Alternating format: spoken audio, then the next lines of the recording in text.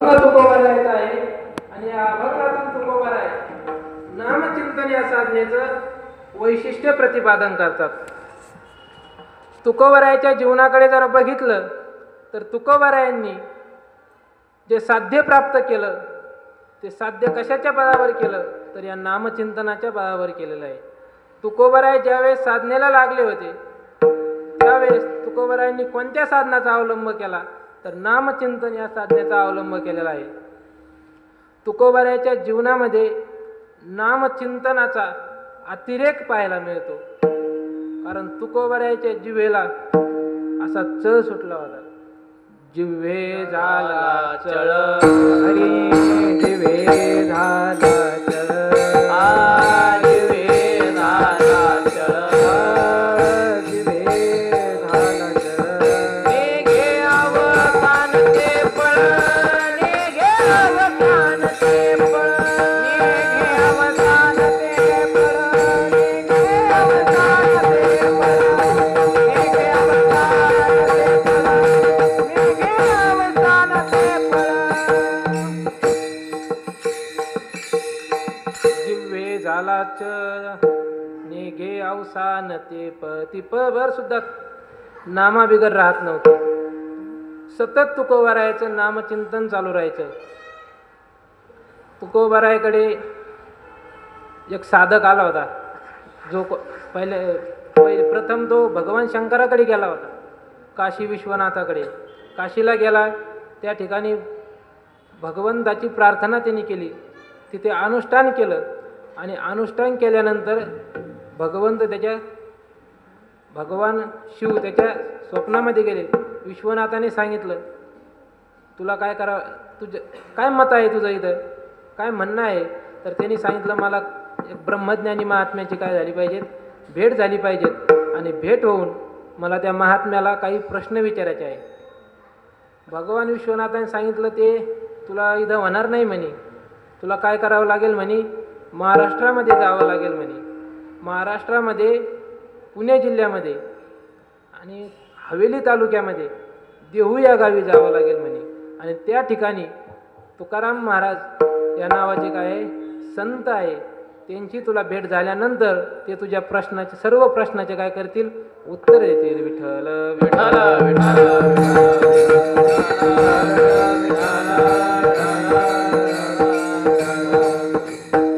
असं सांगितल्यानंतर त्यांना साक्षात विश्वनाथाचा साक्षात्कार झाल्यामुळे त्यांनी ते ऐकलं आणि तो निघाला. मग त्यावेळेस पूर्वी काही साधनं नव्हते गाड्या नव्हत्या काही नव्हत्या पायी या लागत होतं.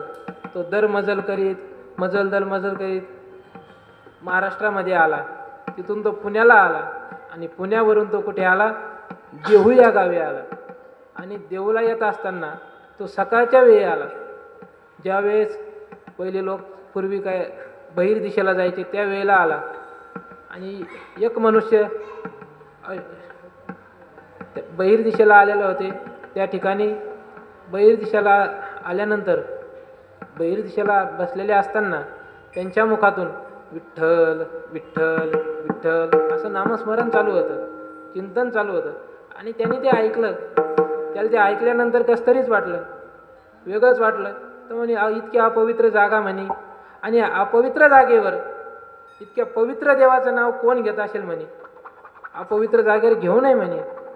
त्याला वाईट वाटलं काही बोलला नाही. पण मग तिथून पुढे गावामध्ये गेला आणि गावामध्ये गेल्यानंतर त्यांनी लोकांना विचारलं तुकाराम बाबा कुठे राहते म्हणे.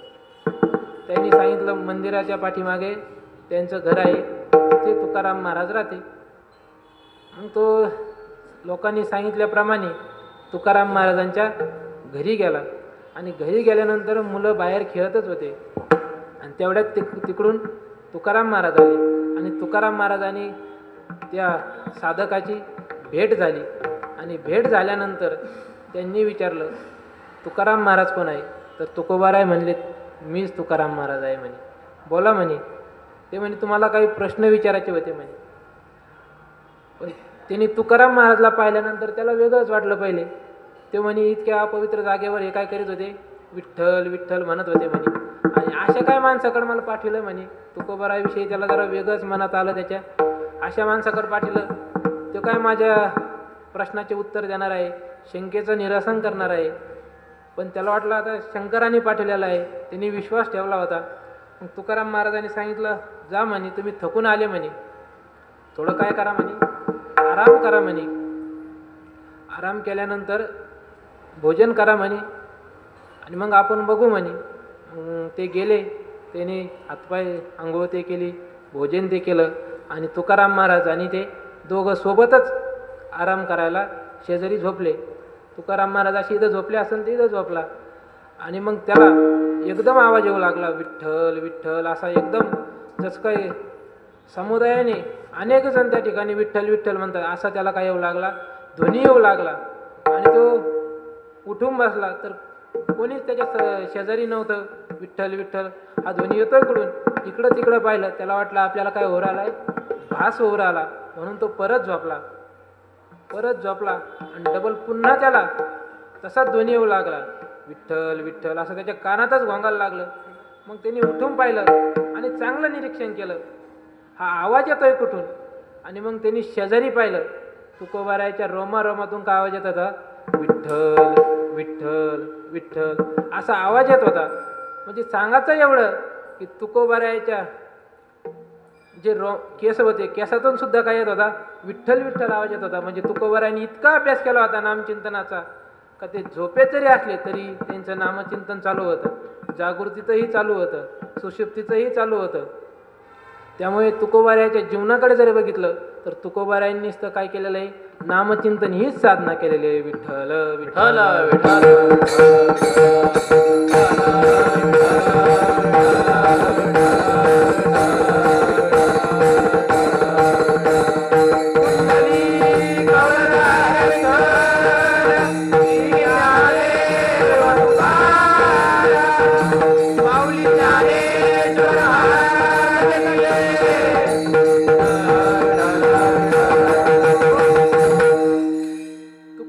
सतत नामचिंतन करीत होते. एक गावे आम्ही विठोबाचे नाम आणि कापे काम नाही आता. सतत फक्त आणि फक्त नामचिंतनच करीत होते. उठले, स्नान संध्या झाली का तुकोबाराय विना घेतला आणि चिपया घेऊन कुठे जायचे, भंडारा डोंगरावर जायचे, कधी भामचंद्र डोंगरावर जायचे, कधी गोरडेश्वरावर सुद्धा जायचे. त्यामुळे तुकोबारायच्या जीवनामध्ये नामाचा काय होता, अतिरेक होता. तुकोबाराय नामाशिवाय दुसरे काही साधनही तुकोबारायांनी केलेले नाहीत. आणि तुकोबाराय इतरांनाही नामचिंतन करायचं सांगत होते. पहिले लोकांना तुकोबारायांनी पायाला लागून विनंती करून सांगितलं, लागून या पाया विनवितो तुम्हाची, तुम्हाला पाया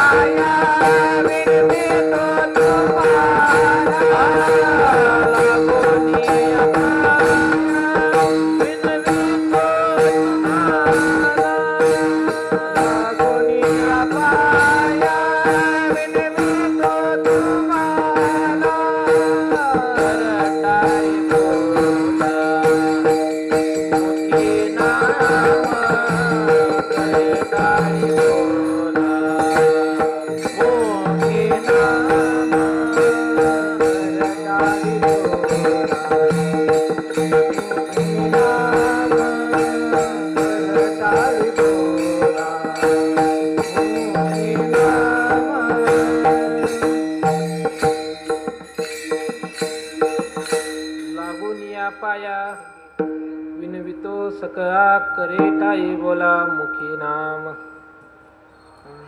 पायाला लागून तुकोबारायांनी काय केले, विनंती केली, लोकांच्या पाया पडले. काय करा बाबा, विठ्ठल विठ्ठल विठ्ठल असं नामचिंतन तुम्ही करा.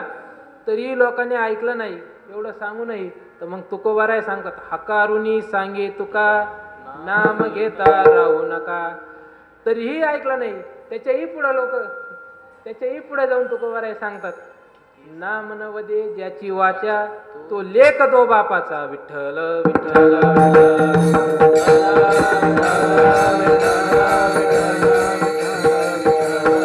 हो, एवढा ज्यांचा अधिकार श्रेष्ठ असताना त्यांनी आपल्या पायाला लागावं.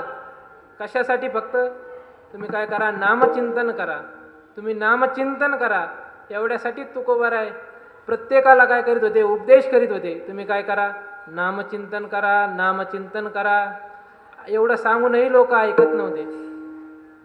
आणि तुकोबाराय स्वतःला कधीच महाराजही म्हणून घेतलं नाही. तुकोबारायांनी कधी कीर्तनकार म्हणून घेतलं नाही, कधी संतही म्हणून घेतलं नाही. पण ते तुकोबाराय काय म्हणून घेत होते, तर आम्ही नामाचे धारक, आम्ही नामाचे धारक,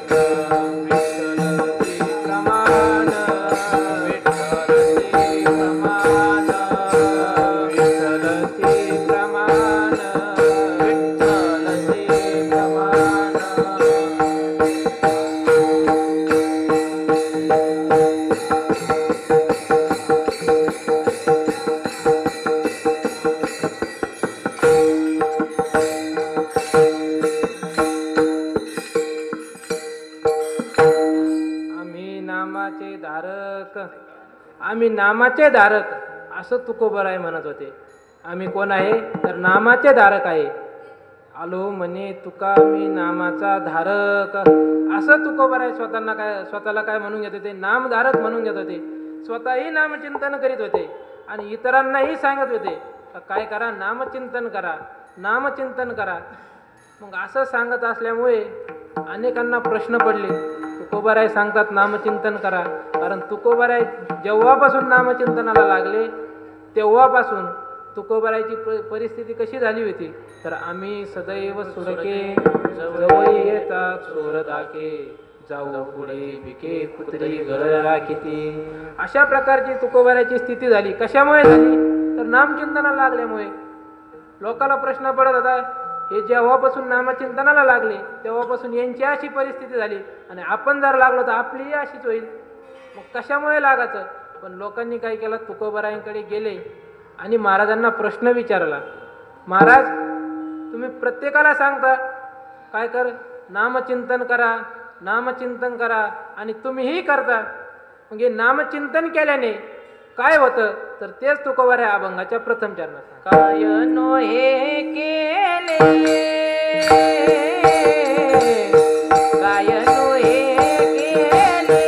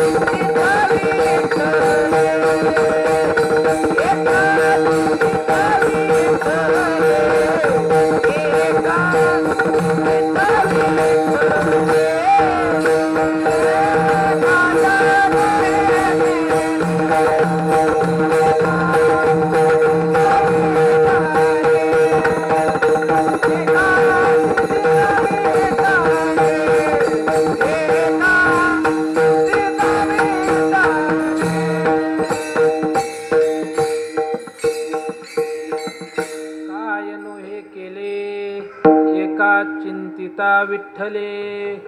तुकोबाराय त्यांच्या प्रश्नाचं उत्तर देतात. एका विठ्ठलाचं चिंतन केल्यानंतर काय केलं नव्हे, काय केल्यासारखं होत नाही. आता या ठिकाणी प्रश्नच पडल्याने होतोय, कारण त्यांनी विचारलंय, साधकांनी विचारलंय तुकाराम महाराजांना का विठ्ठलाचं चिंतन केल्यानंतर काय होतं, आणि तुकाराम महाराज त्याचं उत्तर देतात काय, काय केले नव्हे, एका विठ्ठलाचं चिंतन केल्यानंतर काय होत नाही. हे काय उत्तर झालं का? हा काय झाला, प्रतिप्रश्न झाला. तुकोबाराय त्यांना विचारतात विठ्ठलाचं चिंतन केल्यानंतर काय होत नाही. विठ्ठल विठ्ठल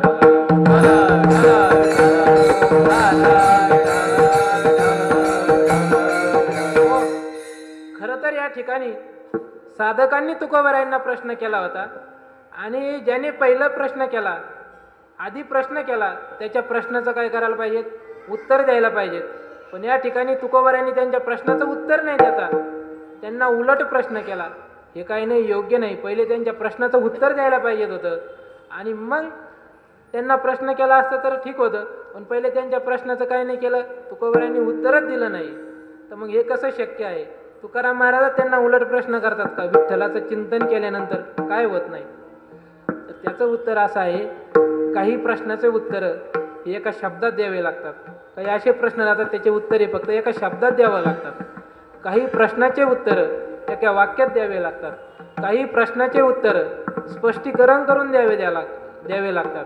काही प्रश्नाचे उत्तर हे उदाहरणातून समजावून सांगावे लागतात, द्यावे लागतात. आणि काही प्रश्नाचे उत्तर हे मुस्करदाबी उत्तर असतात. विठ्ठल विठ्ठल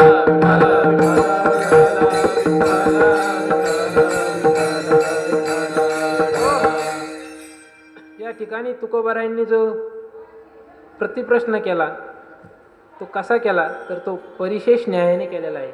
आता काही प्रश्नाचे उत्तर एका वाक्यात द्यावे लागतात. आता प्रश्न जर केला एखाद्याने, आज कीर्तन आहे की नाही, तर फक्त हो किंवा नाही म्हणायचं. कीर्तन आहे की नाही याच्यात काही एका शब्दात उत्तर झालं. दुसरं असं आहे, काही प्रश्नाचे उत्तर एका वाक्यात द्यावे लागतात.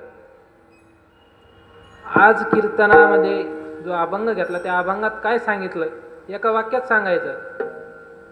काही प्रश्नाचे उत्तर हे स्पष्टीकरण करून द्यावे लागतात. कीर्तनामधील अभंगाचा भाव काय होता याचं काय करावं लागतं, स्पष्टीकरण करावं लागतं. आणि काही असे प्रश्न राहतात ते दृष्टांत देऊन काय करावं लागतात, समजावून सांगावं लागतात.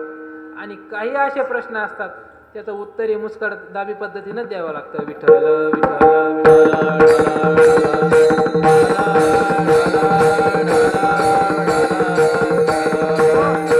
यामधील एकही प्रकार तुकोबारायांनी वापरलेला नाही. या ठिकाणी जो प्रकार तुकोबारायांनी वापरलेला आहे तो आहे परिशेष न्यायाने. परिशेष न्यायाने म्हणजे त्याला उलट प्रश्न करून त्याचं काय करावं, उत्तर द्यावं. हा परिशेष न्याय या ठिकाणी वापरलेला आहे. तुकोबाराय म्हणतात मग एका विठ्ठलाचं चिंतन केल्यानंतर काय होणार नाही, एका विठ्ठलाचं चिंतन केल्यानंतर काय होणार नाही असं तुकोबाराय काय करतात, त्यांना प्रतिप्रश्न करून उत्तर देतात. विठ्ठल विठ्ठल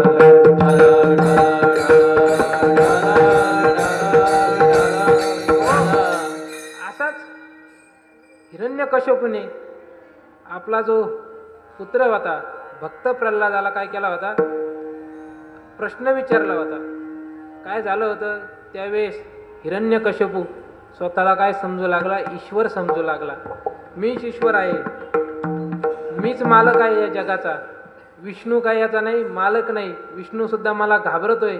सगळ्या त्यांनी त्रैलोक्यामध्ये धुमाकूळ माजवली होती, त्रैलोक्य त्याला घाबरत होतं. तो हिरण्यकश्यपू तो काय म्हणायचा, नारायणाचं नाव घ्यायचं नाही म्हणे, नारायणाचं नावही घ्यायचं नाही. पण त्याच्याच पोटाला, त्याच्याच पोटी झालेले भक्त प्रल्हाद हे काय करायचे, सतत नारायणाचं चिंतन करायचे. नारायण नारायण नारायण. ते नारायण नारायण म्हणत होते, म्हणून त्यांना काय केलं, शाळेत टाकलं. त्या ठिकाणीही मेळ बसला नाही, म्हणून त्यांनी काय केलं, आता आपलंच आहे म्हणे, लोकाला आपण सांगतोय म्हणे नारायण नारायण म्हणू नका, आणि लोक काय म्हणतील, स्वतःचाच पोटचा मुलगा म्हणतोय त्याला काही म्हणत नाही म्हणे. म्हणून त्यांनी काय केलं, त्याला मारायचा प्रयत्न केला. भक्त प्रल्हादाला विष देण्यात आलं, वरतून खाली फेकण्यात आलं, सापामध्ये सोडण्यात आलं, होलिकेमध्येही टाकण्यात आलं, तरीही भक्त प्रल्हाद त्यांना काहीच झालं नाही. त्यामुळे मग तो क्रोधित झाला आणि दरबारामध्ये भक्त प्रल्हादाला पुढे बोलवलं त्याने. इकडे म्हणे, तुला आम्ही एवढे प्रयत्न केले म्हणे मारायचे, तरीही तू मरत नाही म्हणे. अशी काय शक्ती आहे त्याच्यामुळे तुला काहीच बाधा होत नाही, तू मरत नाही. त्यावेळेस भक्त प्रल्हादाने उत्तर दिलं, मला कोण वाचविणार आहे, तर मला वाचविणारा नारायण आहे. विठ्ठल विठ्ठल.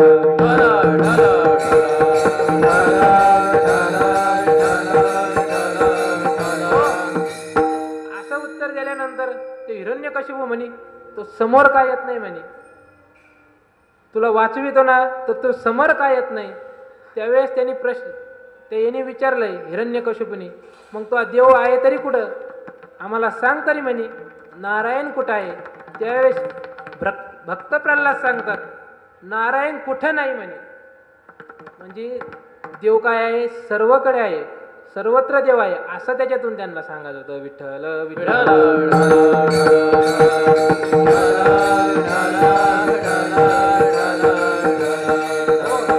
म्हणजे त्याप्रमाणे तुकोबाराय म्हणतात, एका विठ्ठलाचं चिंतन केल्यानंतर काय केल्यासारखं होत नाही. मग तुकोबारायला ते म्हणे, शेती केल्यासारखं होते का. तुकोबाराय म्हणे, हो, शेती केल्यासारखीही होते. तुम्ही कोणतंही साधन करा, त्या साधनाचं जे फळ आहे ते फळ या नामचिंतनाने प्राप्त होतं. मग जे काही भगवत प्राप्तीचे काही साधनं सांगितलेले आहेत, शास्त्राने जे काही साधनं सांगितलेले आहे, एवं बहुविधा यज्ञा यततो ब्रह्मणो मुखे कर्मजान विदितान सर्वान एवं ज्ञात्वा विमोक्षसे, जे काही साधनं सांगितलेले आहेत, जप असेल, तप असेल, हे साधनं केल्यासारखे होतात का, तर तुकोबाराय ते सांगतात, हो, हे साधनही केल्यासारखे होतात. अभंगाच्या 3ऱ्या चरणात. योग याग तपे, योग याग तपे, योग याग तपे, योग याग तपे, योग याग तपे, योग याग तपे, योग याग तपे, योग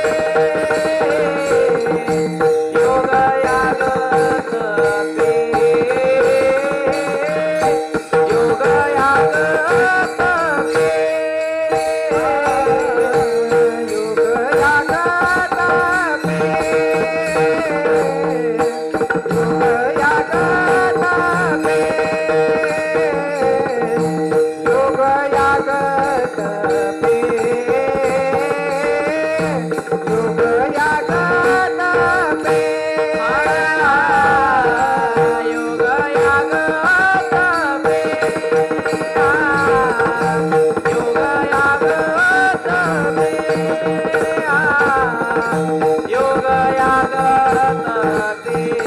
तपे, योग याग तपे, योग याग तपे, योग याग तपे, केली तयाने आमुखे, योग याग तपे, केली तयाने आमुखे, केली तयाने आमुखे, केली तयाने आमुखे, केली तयाने आमुखे, केली तयाने आमुखे, सर्व साधनाचे कारण, सर्व साधनाचे कारण, सर्व साधनाचे कारण, सर्व साधनाचे कारण, योग याग तपे, केले तयाने आमुखे, योग याग तपे, केले तयाने आमुखे, केले तयाने आमुखे, केले तयाने आमुखे, केले तयाने आमुखे, केले तयाने आमुखे,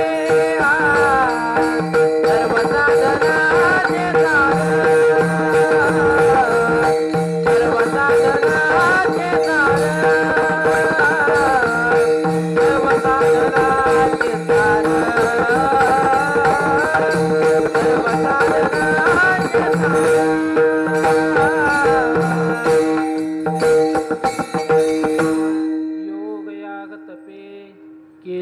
तयाने अमुपे. तयाने अमुपे योग केले, अमुपे याग केले आणि अमुपे तप केलं.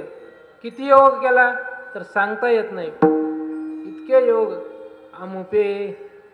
पण महाराज हे नामचिंतन केल्यानंतर इतकं योग याग तप हे याचं फळ कसं काय प्राप्त होतं, हे कसं काय केल्यासारखं होतं, तर त्याचं उत्तर आहे फलबल न्यायाने.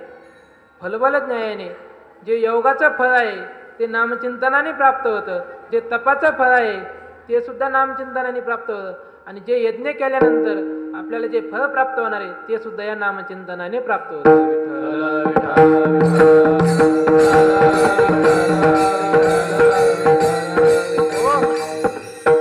या आताच्या काळामध्ये या कलियुगामध्ये योग करणं एवढं सोपं नाही. योग करणं खूप कठीण आहे. योग ही साधना कशी आहे, अतिशय कठीण आहे. कारण त्यामध्ये 8 अंग सिद्ध करावे लागतात. अष्टांग योग ज्याला म्हणतात. अष्टांग योग का म्हणतात तर यम नियम आसन प्राणायाम प्रत्याहार ध्यान धारणा ध्यान आणि समाधी हे योगाचे काही 8 अंग आहे. आणि एक अंग सिद्ध करण्याकरता 12 वर्षे लागते.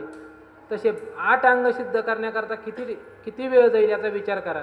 त्यामुळे या कलियुगामध्ये अल्प आयुष्य मानव देह.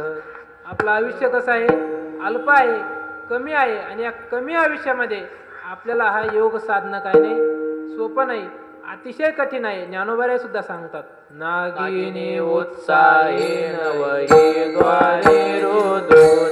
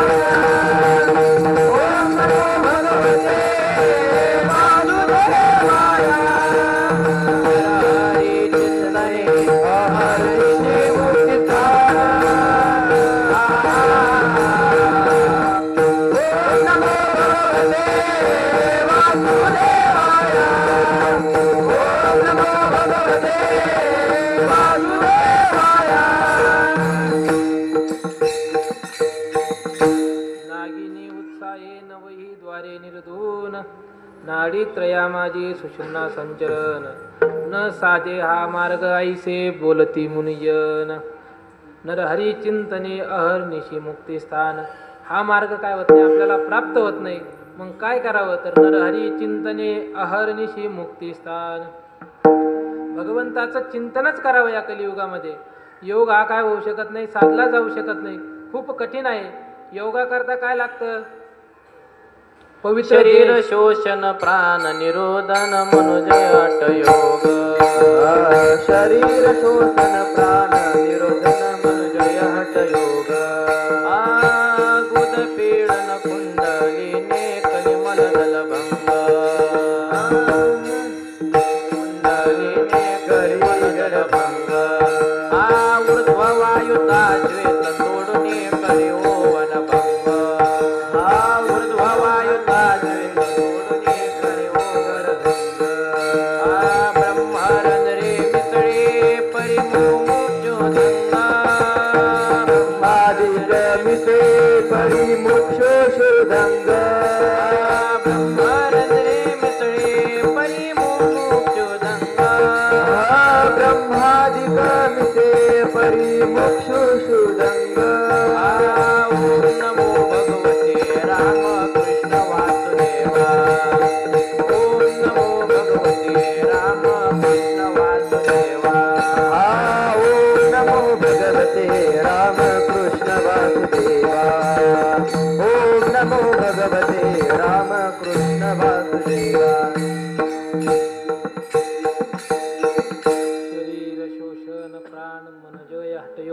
नाथ महाराज देखील सुद्धा सांगतात हा योग साधणं खूप कठीण आहे. आणि मग या योगा करता पवित्र देश लागतो आणि पवित्र काळही लागतो. शुचो देशे प्रतिष्ठाप्य स्थिरमासनमात्मनः नात्युच्छितं नातिनीचं कैलाजिन कुशोत्तरम. पवित्र देश लागतो, पवित्र काळ लागतो, योग्य काळही लागतो याच्याकरता. असं नाही लागतं ते गवताच्या काड्याचं, लय उच नाही पाहिजेत, लय खालीही नाही पाहिजेत. नात्युच्छ्रितम नातिनीचम चैलाजिन कुशोत्तरम. आपलं ध्यान आहे आपल्या नासिकरेकडे, नाकाकडे आपले डोळे असावे लागते, दृष्टी असावी लागते. असे योगाला साधना लागतं. हा योग कोणालाही प्राप्त होत नाही. नात्येष्णतोष्टी योगस्ती न चैकांत मनस्थित न चाती स्वप्नशीलस्य जाग्रतो नैव चार्जुन. अति खाणाऱ्याला हा योग प्राप्त होत नाही आणि काहीच न खाणाऱ्याला सुद्धा हा योग काय होत नाही, प्राप्त होत नाही. खूप झोपणाऱ्यालाही हा योग प्राप्त होत नाही आणि न झोपणाऱ्यालाही हा योग काय होत नाही, प्राप्त होत नाही. म्हणून हा योग साधणं खूप काय आहे, कठीण आहे.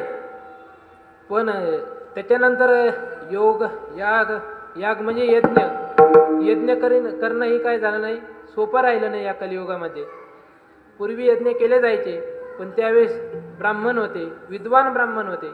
आता विद्वान ब्राह्मणही नाही असं नाही, पण भरपूर राहिले नाही. खूप अवघड आहे.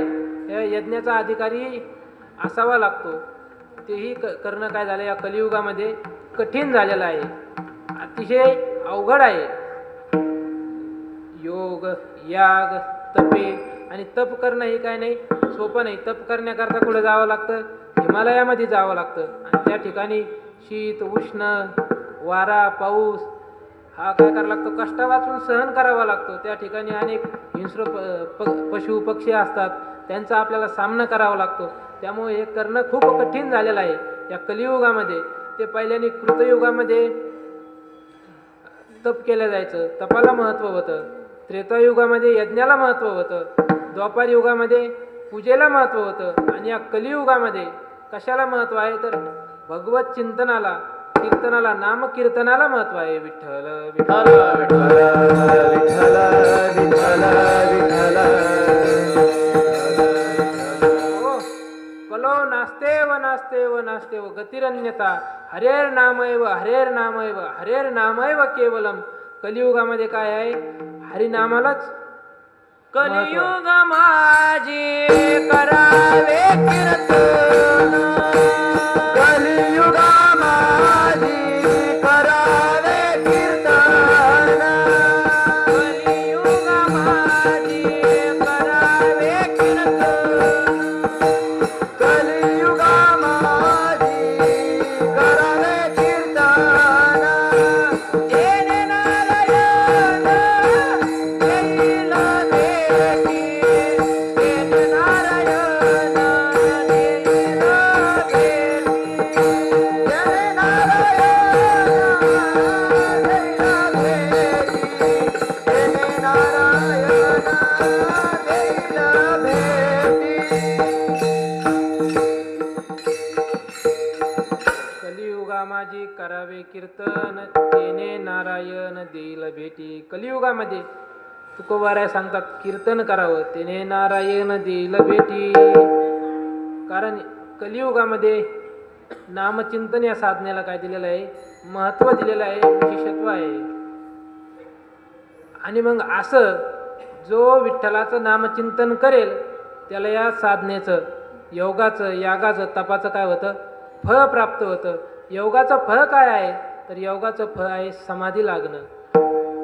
शेवट काय आहे, निर्विकल्प समाधी लागणं. ते या नामचिंतनाने लागते. तेने समाधान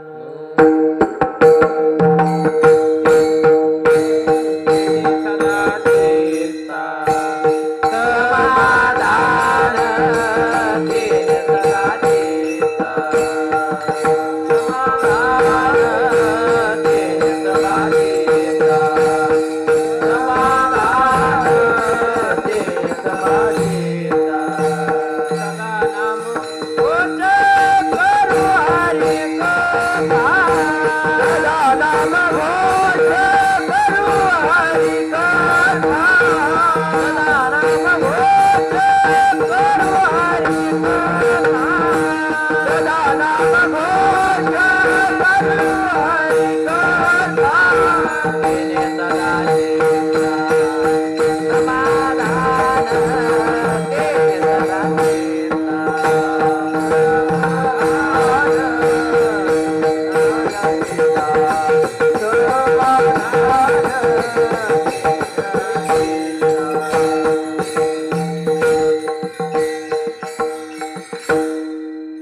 केल्याने तर तेने सदा चित्ता समाधान. कशामुळे तर सदा नाम घोष करू हरिकथा. हरिकथेचं नामचिंतनाचं काय फळ आहे तर तेने सदा चित्ता समाधान. नामचिंतन केल्याने जे याचं योगाचं फळ आहे ते नामचिंतन या साधनाने सुद्धा काय होतं प्राप्त होतं. आणि यज्ञाचं जे फळ आहे स्वर्गाधिक तेच फळ सुद्धा काय होतं नामचिंतनाने प्राप्त होतं. कोटी कोटी यज्ञ नित्येजाचा नेम एक हरिनाम जपता घडे. एक हरिनाम जरी जपलं तरी कोटी यज्ञाचं फळ ज्याला काय होतं प्राप्त होतं. आणि तिसरं राहिलं तपाचं फळ. तपाचं फळ ही नामचिंतनाने काय होतं प्राप्त होतं. काय विठ्ठल विठ्ठल विठ्ठल विठ्ठल विठ्ठल विठ्ठल विठ्ठल विठ्ठल विठ्ठल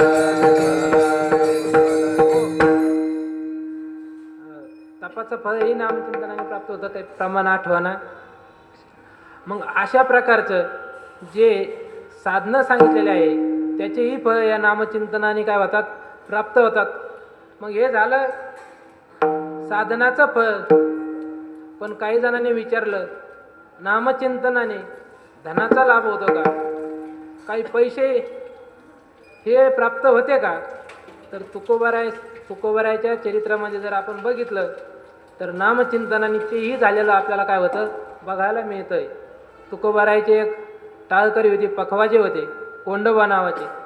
त्यावेळेस तुकोबारायांनी या कोणता अभंग आपला जवळे सकळ सिद्ध आहे हात चालावया पाय तो तू आपले सोयीत पाहे तीर्थयात्रे जाय चुकू नको या अभंगाची रचना केली असावी. आणि त्यावेळेस त्याला अशी इच्छा झाली तीर्थयात्रेला जायचं. पण तीर्थयात्रेला जायचं तेव्हा पैसे नव्हते त्याच्याकडे, गरिबी होती. पूर्वी काय गाड्याने तीर्थयात्रेला जात नव्हते, पायी जायचे. पण पायी जरी जायचं असलं तर तिथं जाऊन दान धर्म करायला काय लागतात पैसे लागतात. तो तुकोबारायाकडे आला आणि तुकोबारायाला म्हणाला महाराज मला तीर्थयात्रेला जायचं. महाराज म्हणे काय हरकत नाही, पण महाराज पैसे नाही म्हणे. महाराज म्हणे तीर्थयात्रेलाच जायचं ना म्हणे, काही हरकत नाही म्हणे, तुला पैसे देतो पण तुला त्या पैशाची त्या बायकोला लुगडं आणता येणार नाही म्हणे. कारण मीच माझ्या बायकोला काय करीत नाही लुगडं घेत नाही म्हणे. तुला लुगडं घेण्याकरता मी पैसे देत नाही म्हणे. तुला काय करावं लागेल याचे तीर्थयात्रेकरता देतो म्हणे. चालतं म्हणे. महाराजांनी काय केलं दगड घेतला आणि त्याच्या हातावर द्याला. त्याचा काय तयार झाला होन तयार झाला. आणि होन तयार झाल्यानंतर तो म्हणे एका होनात कसं होईल. महाराज म्हणे ऐकून घे म्हणे, हा होन मोडाचा म्हणे, ज्याचे जेवढे पैसे येतील त्याच्यातील एक पैसा काय करायचा खिशामध्ये घालायचा आणि बाकीच्याचं काय करायचं दान धर्म तुला काय करायचं ते कर. डबल त्याचा काय होईल होन तयार होईल. डबल तो मोडाचा एक पैसा खिशात टाकायचा आणि डबल जेवढं काय तुला दान धर्म करायचा तो कर. डबल त्याचा काय पुन्हा होन तयार होत जायचं. असं त्याने काय केलं तीर्थयात्रा केली. जिथं 21 रुपये दक्षिणा द्यायची तिथं 100 रुपये तो दक्षिणा द्यायचा. कारण अडचणच नव्हती काही. पुन्हा डबल ते पैसे तयार व्हायचे. मग असं करून तो तीर्थयात्रा पूर्ण करून आला. सर्व भारताची त्यांनी काय केली तीर्थयात्रा पूर्ण केली आणि पुन्हा महाराजाकडे आला. पण त्याच्या मनात आलं हा होन जरा महाराजाला नाही दिला तरी चालेल म्हणे. पण महाराजांनी सांगितलं होतं हा संसाराकरता वापराचा नाही. तो आला महाराजाकडे. महाराज म्हणे माझा होन मला काय कर परत कर म्हणे. तो महाराजाला खोटं बोलला त्या ठिकाणी. म्हणे होन हरला म्हणे. महाराज म्हणे हरला ना म्हणे, हरू दे म्हणे. विठ्ठल विठ्ठल विठ्ठल विठ्ठल विठ्ठल. आणि तो खरंच घरी ठेवून आला होता आणि पाहायला गेला तर त्याच्या खिशात काय नव्हता तो होन नव्हता. आणि तो हे कशामुळे झालं हे होन दगड घेतला आणि याचा होन कशामुळे झाला तर नामचिंतन या साधनेमुळे तुकोबारायाच्या जीवनामध्ये सर्व प्राप्त होतं. रिद्धी सिद्धी सर्व तुकोबारायांना काय होती प्राप्त होती. कशामुळे फक्त नामचिंतनामुळे. अजून एक प्रसंग आहे. विठ्ठलाचं चिंतन केल्यानंतर कोणाच्या मनात काय चालू आहे ते सुद्धा कळत आहे. तुकोबाराय त्यावेळेस चिंतामणी नावाचे देवा होते आणि ते गणपतीचे काय होते उपासक होते, चिंचवडला राहणारे. त्यांच्या कानावर तुकोबारायाची कीर्ती ऐकायला आली. तुकाराम महाराज नावाचे एक साधू आहेत, त्यांनाही असंच मनातलं कळतं, सिद्ध्या प्राप्त आहे. आणि चिंतामणी देवालाही काही सिद्ध्या प्राप्त होत्या, त्यांनाही थोडेफार काय होत्या सिद्ध्या प्राप्त होत्या. एखाद्याची गाय जरा दूध देत नसली तर तिला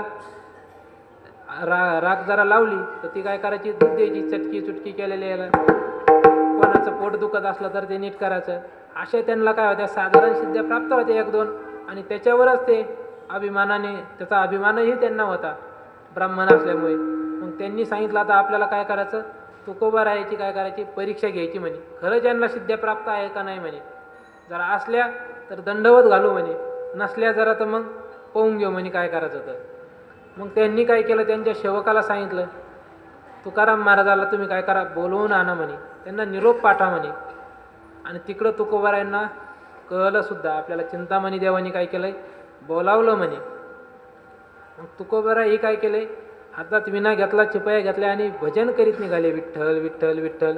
आणि तो सेवकही तुकून आला आणि त्यांची भेट झाली. तुकोबाराय धोतर ते बघून तो म्हणला, थांबा म्हणे, काय म्हणे, तुकाराम महाराज कोण आहे. तुकोबाराय म्हणे मीच आहे म्हणे. कुठे चालले म्हणे, चिंतामणी देवानी बोलवलं म्हणे, असं मला कळलं म्हणे. हा म्हणे मी तेच सांगण्याकरता आलो होतो का तुम्हाला चिंतामणी देवानी काय केलंय, बोलावलं म्हणे. मग तुकोबाराय निघले विना ते घेऊन चिंतामणी देवाकडे गेले. आणि त्यावेळेस चिंतामणी देवाची काय चालू होती, मानस पूजा चालू होती गणेशाची. आणि पूजा चालू असताना, मानस पूजा चालू असताना त्यांच्यासमोर गणपती येत नव्हता. काय येत नव्हता तर पूजेच्या आधी त्यांचे जे फुलाचे झाडं होते, त्या झाडाला मायाने काय केलं नव्हतं, पाणी घातलं नव्हतं, त्याच्यातलं गवत काढलं नव्हतं. तो माळीच त्यांच्या डोक्यात येत होता. पूजा करताना मायाने पाणी घातलं नाही, मायाने हे केलं नाही. त्या मायाला ते काय करत होते, मानस पूजेमध्ये काय करत होते, शिव्या देत होते. पूजा चालू गणपतीची, पण मनात कोण यायचे, माळीच यायचा. मग त्यांच्या लक्षात आलं आपलं काय, गणेशाची आपली पूजा चालू आहे, मानस पूजा चालू आहे. आणि मग गणेशाचं ध्यान केलं. बस ध्यान झाल्यानंतर उठले आणि मागं पाहतात तर कोण, तुकोबाराय आलेले होते. कोण आपण, तुकोबारायने सांगितलं मी तुकोबारा. मग तुकोबा सांगितल्यानंतर ते म्हणे केव्हा आला म्हणे तुम्ही इथं. त्यावेळेस तुकोबारायने सांगितलं ज्यावेळेस तुम्ही त्या मायाला शिव्या देत होते त्यावेळेस इथं आलो, विठ्ठल विठ्ठल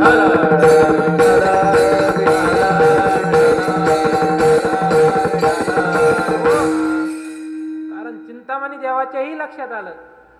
कारण आपण शिव्या कधी देत होतो मायाला, मानस पूजा करीत होतो त्यावेळेस आपण काय करीत होतो, मायाला शिव्या देत होतो. त्यांनी तुकोबारायांना काय केलं, लोटांगण घातलं. पण तुकोबारायाच्या मनातच होतं यांचा काय झाला पाहिजे म्हणे, उद्धार झाला पाहिजेत. म्हणून तुकोबारायांनी यांचा अभिमान नष्ट करायचा म्हणून तुकोबारायांनी काय केलं होतं, ठरवलंच होतं. आणि मग असं ठरवल्यानंतर चिंतामणी देवालाही माहीत होतं तुकोबारायसोबत देव काय करतात, जेवतात. त्यांनी सांगितलं चला म्हणे आता भोजनाची वेळ झाली म्हणे, आपण काय करू, भोजन करून घेऊ म्हणे. मग ते भोजनाला बसल्यानंतर त्या ठिकाणी तुकोबारायांनी सांगितलं अजून 2 पात्र आणा म्हणे. 2 पात्र कशा करता तर एक विठ्ठला करता आणि एक गणेशा करता आणा म्हणे. कारण आपण जेवतो तसं आम्ही आमच्या देवालाही काय करतो, जेव घालतो म्हणे. मग त्यांनी 2 पात्र आणले त्या ठिकाणी. आणि 2 पात्र आणल्यानंतर त्यांनी सांगितलं मी पांडुरंगाला बोलवितो म्हणे ध्यान करून, आणि तुम्ही कोणाला बोलावा म्हणे, गणेशाला ध्यान करून बोलावा. पण आता त्यांना काही सुसाना, त्यांनी आपले बळच डोळे झाकिले, गणेशाचं ध्यान केलं. पण गणेश काही येईना, पांडुरंग येऊन बसले. पण तुकोबाराय म्हणे गणेश येऊ शकणार नाही म्हणे, गणपती येणार नाही. ते म्हणे काय येणार नाही तर गणपती कुठे गेलेला आहे म्हणे, समुद्रामध्ये गेलेला आहे. त्याच्या एका भक्ताचं रक्षण करण्याकरता, त्याचा भक्त समुद्रामध्ये बुडला आहे, त्याचं रक्षण करण्याकरता गणपती समुद्रामध्ये गेलेले आहेत. मग असं ऐकल्यानंतर चिंतामणी देवा म्हणे खरंच म्हणे, हो म्हणे गणपती कुठे गेलेले म्हणे, तिकडे गेलेले म्हणे, थोडा टाईम लागेल म्हणे. मग त्या भक्ताला वाचवल्यानंतर पुन्हा गणेश कुठं आले, त्या मूर्तीमध्ये आल्यानंतर तुकोबारायांनी सांगितलं पहा म्हणे, तुम्हाला जर खोटं वाटत असलं तर गणपतीचा जो शालू आहे म्हणे तो काय करा, पिऊन पहा म्हणे, त्याच्यातून काय येईल, पाणी निघेल म्हणे. आणि त्या चिंतामणी देवानी खरंच तो शालू काय केला, पिऊन पाहिला. त्याच्यातून जे पाणी आलं ते कसं होतं, खारट होतं. म्हणजे तुकोबारायांना दुसऱ्याच्या मनातलंही कळत होतं. का कळत होतं तर नामचिंतन या साधनेमुळे त्यांना हे कळत होतं, विठ्ठल विठ्ठल विठ्ठल विठ्ठल विठ्ठल विठ्ठल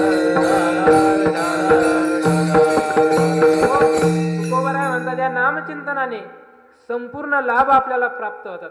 अवघे होती लाभ एकाया चिंतने नाम संकीर्तने गोविंदाच्या नाम संकीर्तनाने संपूर्ण लाभ आपल्या जीवनात काय होतात, प्राप्त होतात. मग तो कोणताही असो, लौकिक असो किंवा परलौकिक असो, संपूर्ण लाभ आपल्याला नामचिंतन या साधनाने काय होतात, प्राप्त होतात. काय नो हे केले एका चिंतिता विठ्ठले, विठ्ठलाचं चिंतन केल्याने होतात. चिंतन करणं म्हणजे काय, चिंतन कशाला म्हणतात तर कंठी धरून ये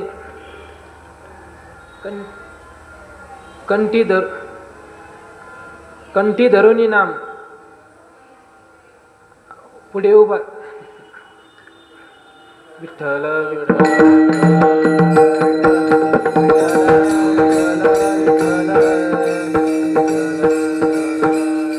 आईशे धरुनिया ध्यान मने करावे चिंतन. आपण नाव घेतल्याबरोबर नाम घेता कंठी पुढे उभा जगजेठी. आपण नाव घेतल्याबरोबर आपल्या समोर कोण उभं राहायला पाहिजे तर भगवंताचं स्वरूप आपल्या समोर आलं पाहिजे, रूप आपल्या समोर आलं पाहिजे. आणि त्या रूपाला पाहून आपण काय केलं पाहिजे, चिंतन केलं पाहिजे, त्याचं ध्यान केलं पाहिजे. याला काय म्हणतात, चिंतन म्हणतात. विठ्ठल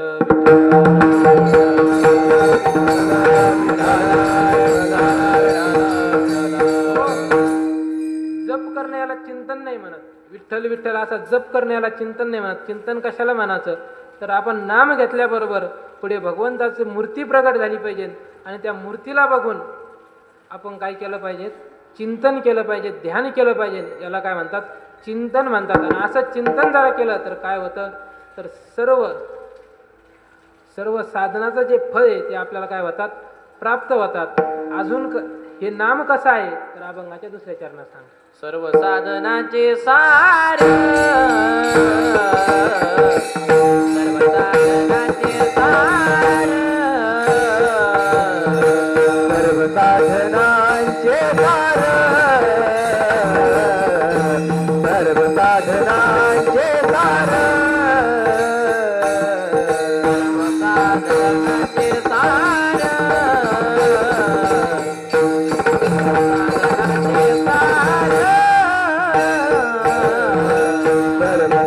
साधनांचे सार, सर्व साधनांचे सार,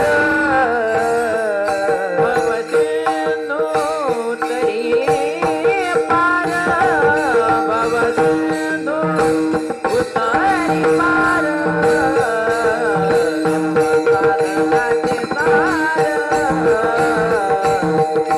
सर्व साधनांचे सार, भवसिंधू उतारी पार, भवसिंधू उतारी पार, साधनांचे सार, सर्व साधनांचे सार,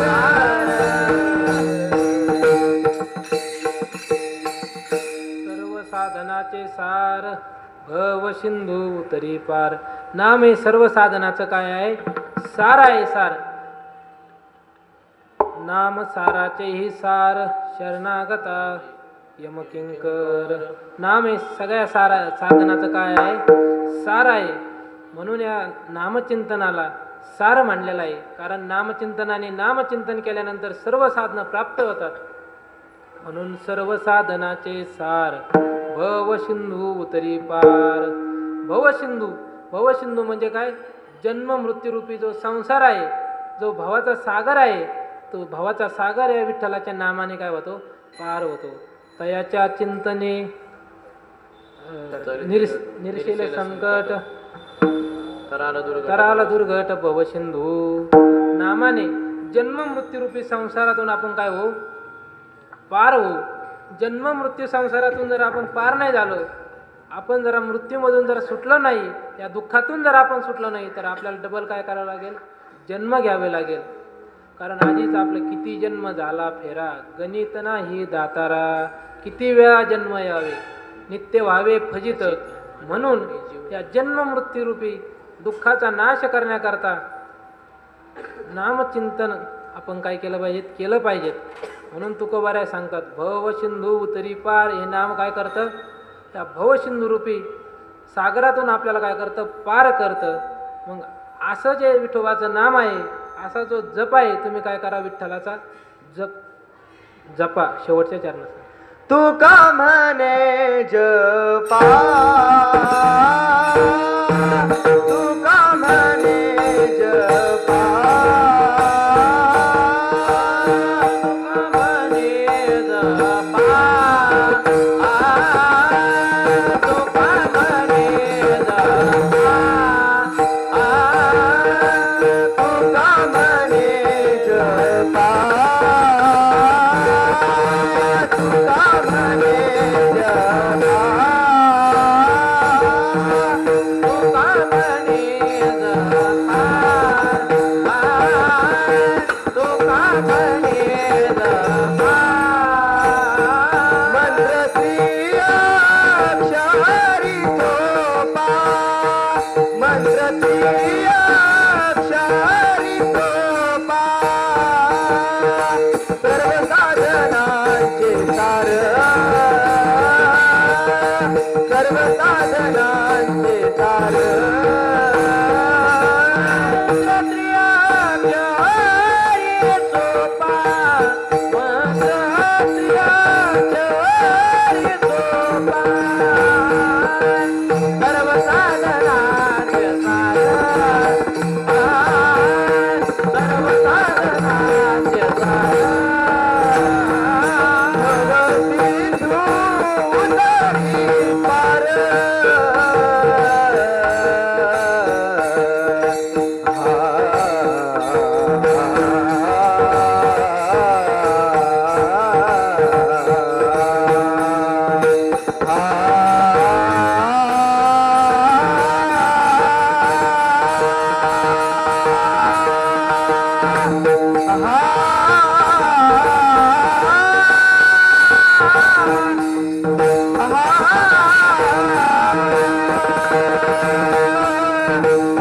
मंत्र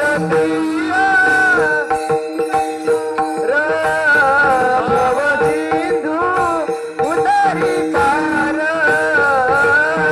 सर्व साधनांचे सार, सर्व साधनांचे सार. सिंधू उतरी पार,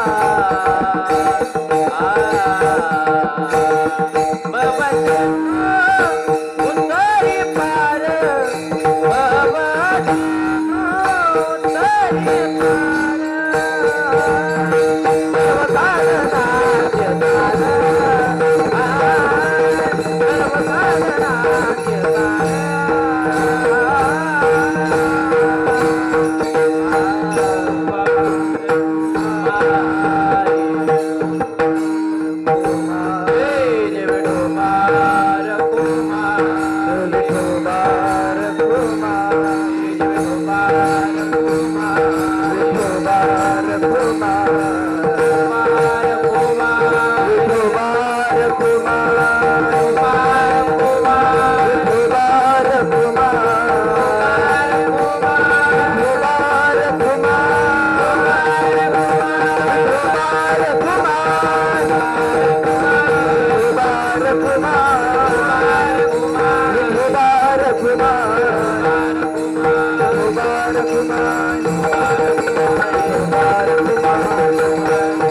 सर्व साधनांचे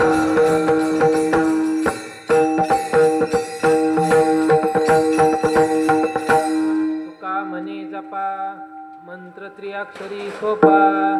तुकाराम महाराज म्हणतात तुम्ही काय करा, विठ्ठल विठ्ठल या मंत्राचं काय करा, जप करा. जो 3 अक्षरी मंत्र आहे त्या मंत्राचं काय करा, जप करा.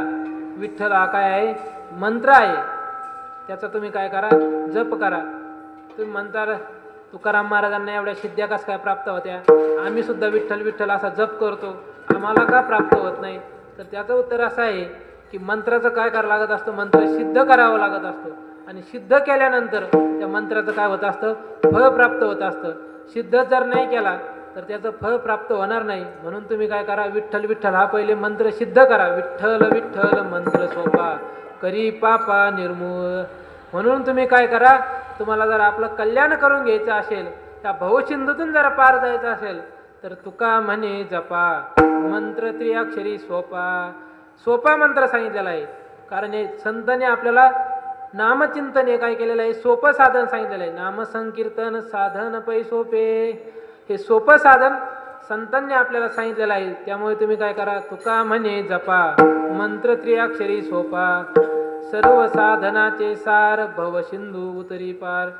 झालेली सेवा भगवान परमात्म्याच्या चरणी श्री गुरु बाबांच्या चरणी अर्पण करून या ठिकाणी सेवेला पूर्ण विराम देतो. ज्ञानेश्वर माऊली, ज्ञानराज माऊली, माऊली ज्ञानेश्वर माऊली, ज्ञानराज माऊली, ज्ञानेश्वर माऊली, ज्ञानराज माऊली, माऊली ज्ञानेश्वर माऊली, ज्ञानराज माऊली, माऊली ज्ञानेश्वर माऊली, ज्ञानराज माऊली, ज्ञानेश्वर माऊली, ज्ञानराज माऊली.